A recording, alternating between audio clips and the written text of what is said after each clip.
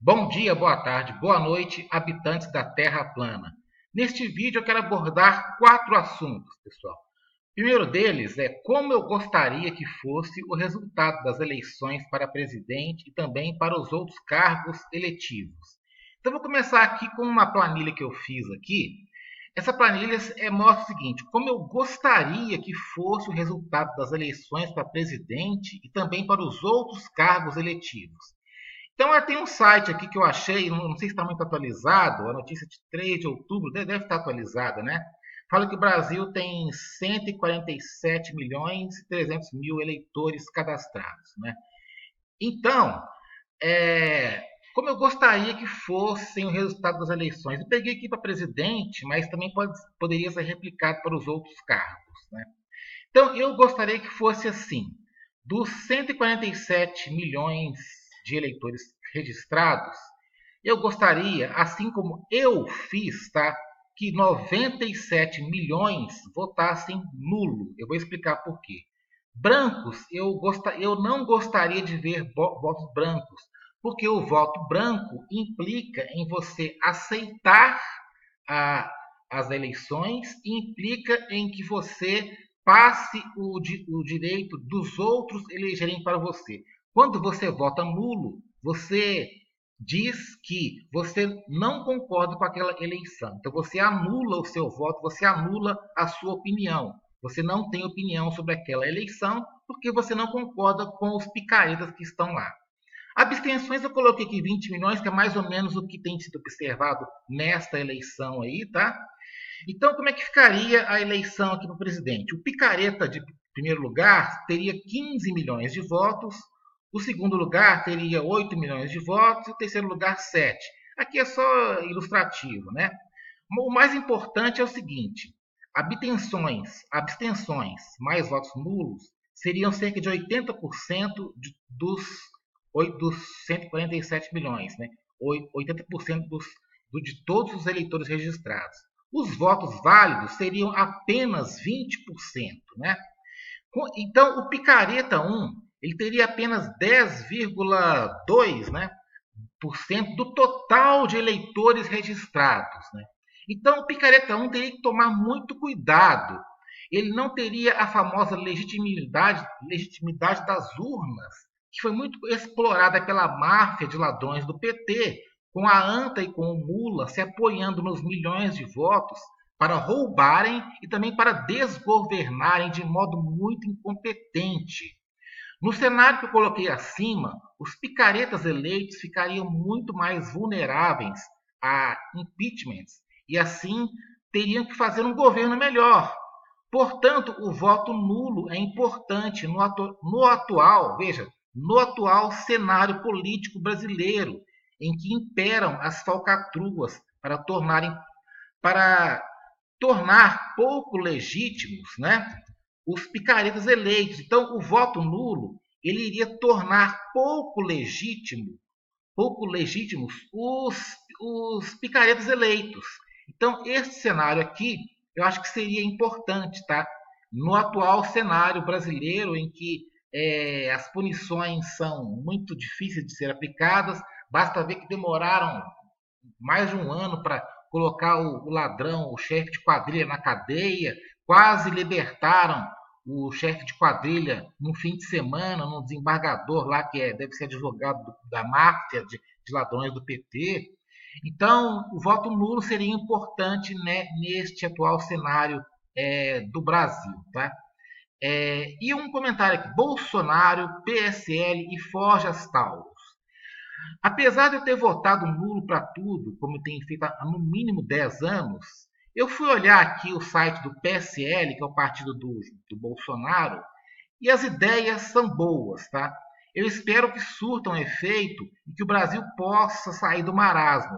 Então, vamos dar uma olhada aqui no site do PSL, que eu nunca havia olhado. Eu fui olhar o site do PSL hoje por causa do resultado aí do primeiro turno. Vamos dar uma olhada aqui. Então, aqui está o site do PSL e eu gostei, tá? Eu nunca tinha lido, fui ler agora, né? E começa assim: defende que a sociedade livre é o principal motor para a superação da pobreza. Ótimo.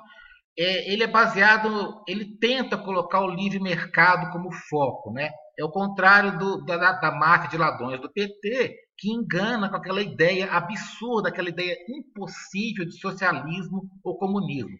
Pelo menos no papel, o PSL já começa bem aqui, tá? Aí ele fala, precisa de cidadãos autônomos, né? Um governo eficiente e com atribuições limitadas, poder descentralizado, né? E isso também é bom. Maior autonomia dos municípios é duvidoso, porque os municípios também roubam muito, tá? Esses municípios aí com aquele monte de vereadores, falta de controle de tribunais de contas, os municípios roubam muito, tá? Roubam muito. Então isso aqui é complicado já nesse programa aqui, né? Vamos colocar que é um programa de governo do PSL, né? E lendo aqui outras coisas, eu gostei de várias coisas aqui, tá? É, por exemplo, aqui, ah, uma coisa que eu gostei bastante aqui é combate à sexualização precoce das crianças e combate à apologia da ideologia de gênero, coisa que está muito na moda aí. Eu acho totalmente absurdo isso aqui, tá? Também combate àquelas coisas de cotas para negros, cotas para índios. Eu acho que desvaloriza essas cotas para a universidade para negros. Eu acho que desvalorizam os próprios negros. É só vocês pesquisarem, pesquisem a biografia do Joaquim Barbosa, ex-ministro do Supremo Tribunal Federal. Só isso que eu digo. Pesquisem a biografia de Joaquim Barbosa. Você vai ver que esse regime de cotas é apenas um, uma algo que desvaloriza os próprios negros, tá? O restante aqui, a gente vê aqui que o PSL, pelo menos no papel, né, ele tem um foco grande na iniciativa privada, né, no liberalismo econômico, ou seja, é, foco na economia, redução do Estado burocrático, Estado gigante, Estado que atrapalha. Então eu acho que foi por isso, veja aqui, governo limitado. Eu acho que por isso que Bolsonaro seduziu muita gente, né? Apesar de não ter votado nele, eu votei nulo, né? Porque ainda acho que todos os políticos, via de regra, são picaretas, ainda acho, até que eles me provem ao contrário, né? Porque, por enquanto, todo político, para mim, é um picareta, potencialmente ladrão, até que me provem o contrário, tá? Então, aqui, conservadorismo, isso aqui é legal. É vocês lerem que conservador, ele colocou um negócio legal aqui. Não é o sujeito agarrado ao passado, opositor, inteligente. O conservador não é isso, né? O conservador é aquele que enxerga com desconfianças. Isso aqui eu achei muito legal. Os teóricos de gabinete, aqueles picaretas que ficam com aquela mania de achar que encontraram a solução para todos os problemas do mundo. Isso aqui, só isso aqui já valeu a pena, tá? Pelo menos no papel, o PSL já colocou algo interessante aqui. Bom, vocês podem ver aqui, eu acho que foi por isso que o PSL foi, que o Bolsonaro vai ser eleito, provavelmente, né? Muito provavelmente vai ser o próximo presidente do Brasil. Pelo menos no papel, é um ótimo partido, um ótimo programa de governo, né? Não sei se isso aqui é o programa. Isso aqui não pode se chamar o programa de governo, isso aqui são as linhas gerais, são as diretrizes do partido, né? Se ele seguir essas diretrizes aqui, parece que tende a dar certo, tá? Então, outro assunto é sobre as forjas Taurus e a questão dos armamentos que o PSL defende. Então, vamos ver aqui, tem um gráfico aqui das ações da Forjas Taurus na B3, na Bolsa. As ações das Forjas Taurus, para quem não sabe, Forjas Taurus é a fabricante nacional de armas, tá? Vocês podem pesquisar aí. E ela tem ações negociadas na Bolsa. E eu, inclusive, já fui acionista dessa empresa durante muito tempo e ganhei dinheiro. Vamos ver aqui. Mas com pouco dinheiro na época, eu tinha pouco dinheiro na época. Vamos ver aqui o gráfico mensal, ver se eu pego aqui. É, aqui não pega, mas eu tive ações mais ou menos dessa época aqui, da Forjas Taurus até aqui mais ou menos, né, nesse gráfico ajustado aqui. Deu para ganhar uma pequena grana, que eu não tinha tanta grana assim nessa empresa. Depois ela desabou, né, porque a empresa tá muito mal. Mas aqui nós vemos aqui o reflexo da eleição de Bolsonaro nas ações da Forjas Taurus. Se tem uma ideia, a ação estava negociada aqui, chegou a estar negociada a R$ 1,70 em 2017, julho de 2017, explodiu para cima, foi para R$ 3. Aí estava há poucos dias atrás, aí, ó, em julho, aqui 30 de julho estava a R$ 2, chegou a 5,60, uma explosão aqui em algumas poucas semanas. Cada barra dessa aqui é uma semana, esse aqui é o gráfico semanal. Ela chegou a estar 1,70. Então, assim, isso aqui reflete a expectativa positiva do rearmamento, porque o PSL, vamos dar uma olhada lá no site do PSL de novo. Então, voltando aqui no site do PSL, todo mundo sabe que o Bolsonaro é a favor da revogação do Estatuto do Desarmamento. Então, aqui, proteção à propriedade privada e garantir que cada cidadão de bem tem o direito de proteger seu principal patrimônio, sua vida. Para tanto, é necessária a revogação do Estatuto do Desarmamento e a criação de condições para que os cidadãos possam ter a posse de armas de fogo, se assim o desejarem.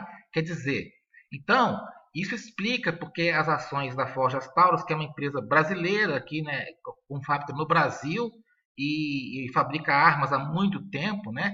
As ações subiram aqui de 2,09 para R$ 5, né? Em poucas semanas, em menos de 2 meses aqui. Apesar aqui vamos dar uma olhada rápida aqui, da empresa está com patrimônio líquido negativo, está atolada em dívidas, né? Está aqui patrimônio líquido menos 510 milhões, a dívida bruta é maior do que o patrimônio líquido, a lucratividade dela é horrorosa, a receita apesar está até crescendo, mas o lucro líquido nos últimos 12 meses é menos 300 milhões, um prejuízo de 340 milhões. A empresa parece que estava quase para quebrar, até porque se você pesquisar aí Forjas Taurus defeitos no Google, você vai achar um monte de coisa. Olha aqui, Ministério Público abre ação contra fabricantes de armas Taurus, porque já deu problema. Vai à justiça para quebrar a prevalência. Fabricante de armas é condenado a indenizar por defeito em produto, tá vendo que tem vários processos, né? Então, ela anda fabricando umas armas defeituosas aqui que parece que elas atiram, as armas atiram sem você apertar o gatilho. É isso que eu já li por aí, não sei se é verdade, mas é só pesquisar isso aí. Então, é o seguinte, né? Essa questão da Forjas Taurus é o seguinte: o desarmamento ele pode ser bom, mas pode ser ruim. Afinal, as pessoas vão ter a tendência de ter armas em casa. E nós vemos por aí nos Estados Unidos aquelas pessoas matando lá dentro de cinemas, dentro de escolas. Isso pode gerar uma onda de violência no país, né? Então, eu vejo com certa desconfiança essa questão do desarmamento, né? Eu não sei se a sociedade brasileira está preparada para que as pessoas tenham armas em casa, né? Que é boa para defesa, mas a arma ela pode também matar acidentalmente, você pode fazer besteiras, principalmente se você tiver de cabeça quente. E nós sabemos que o brasileiro, o povo latino, ele tem a tendência de ter a cabeça mais quente, ele é mais emotivo do que os americanos, por exemplo, na média, né? E, como sempre, terra plana, né, pessoal? Sobre a terra plana é o seguinte: eu ainda acho que em breve veremos uma manchete deste tipo nos jornais. Eu tenho colocado esta possível manchete aqui em quase todos os meus vídeos, né? Acho que a face dos povos na Lua será revelada. E se você ainda não é terraplanista, se você começar a estudar a Terra plana, você certamente vai passar por esses estágios aqui. Eu já estou no estágio 8, 9 ou 10, né? Eu passei por alguns desses estágios e espero que você também passe. Tá? E só para terminar, a Terra é estacionária e plana. Nós temos provas incontestáveis, empíricas e diariamente disponíveis para qualquer pessoa ver. A Terra está parada, o Sol e a Lua giram sobre a Terra, o céu inteiro também gira sobre a Terra. São os globalistas que precisam provar o contrário. Então, é isso aí. Obrigado por terem assistido.